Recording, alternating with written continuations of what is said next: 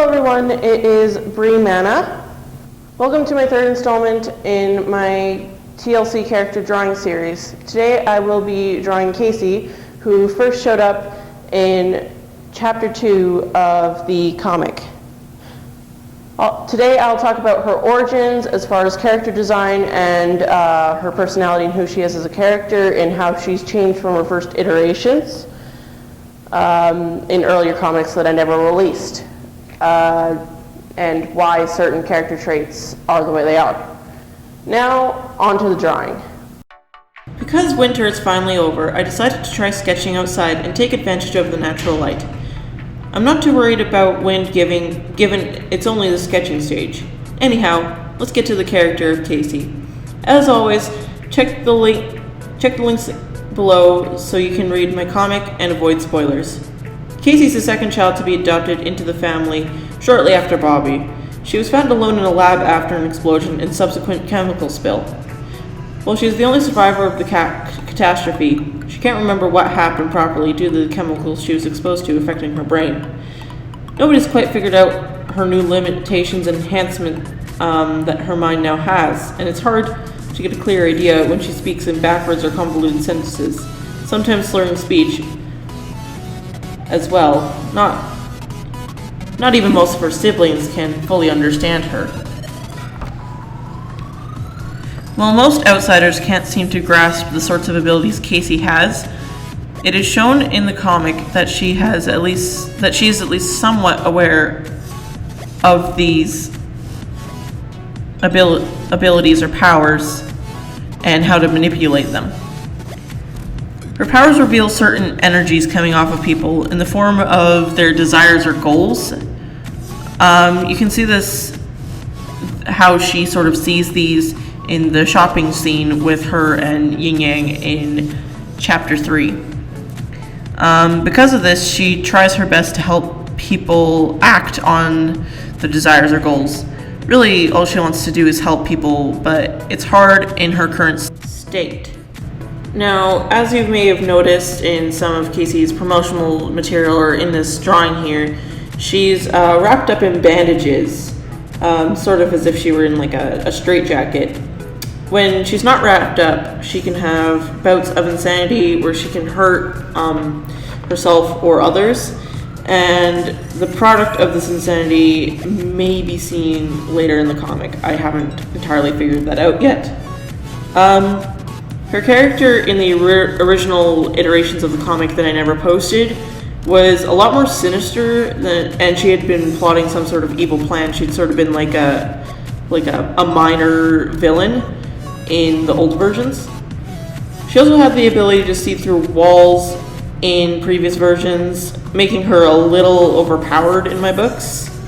As for her design, she has changed quite a bit from the original concept that I started with. She used to have a lot more dark circles around her eyes, even though in the current comic they are pretty dark. Her skin was paler and her hair was darker as well. She almost had the same hair and skin color as the twins Taylor and Tyler. She also used to have 4 ponytails that were supposed to be in 4 different styles. One was short, one was long, one was kind of wavy, and the other was like really curly, like ringlets. And to go with the initial evil theme, her teeth, instead of being like a bunch of straight lines, were more like shark teeth or like a bunch of fangs.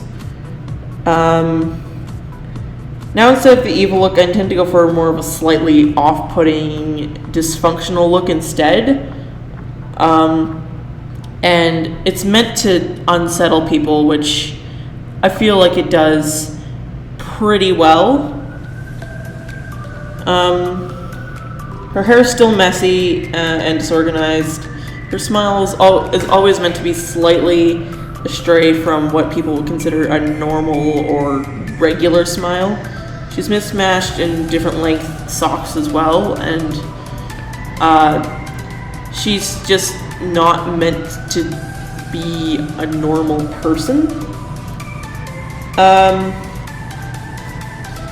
This look is helped by her speech patterns and her mannerisms, like popping up in random places, such as in, I think it was chapter 2 or 3, where she popped up from the ceiling, possibly even breaking the fourth wall a bit when she does this. And she always seems to know more about a person than others do, maybe even more than they know about themselves. It's unclear if she can actually see the world in a normal light, and if she were to ever lose her powers, nobody's certain on how she would react because of the way she is. It makes it hard for somebody to pin down exactly what Casey's personality is, even. While her powers could be seen as a disadvantage given all its effects, it's also rendered her mostly unaware of people's prejudice around her. Casey is thus less self-conscious and less conscious of others' views of her, and is more confident, which is one of her biggest strengths. While readers may not find out exactly who Casey used to be, I hope they still enjoy her for unique qualities and comic relief that she can provide. She's quite a fun character to write for because I don't have to stick to nearly as concrete rules as the other characters. So, yeah, she's sort of like my Deadpool. She's just a character that I can mess around with and have fun with, you know? That's all I have to say as far as the character of Casey Black is concerned. Without giving too much away, of course. Like, there's so much I have planned for what she can and can't do, but I don't really want to spoil the comic. So feel free to watch the end of the speed draw, enjoy the art, and listen to some music.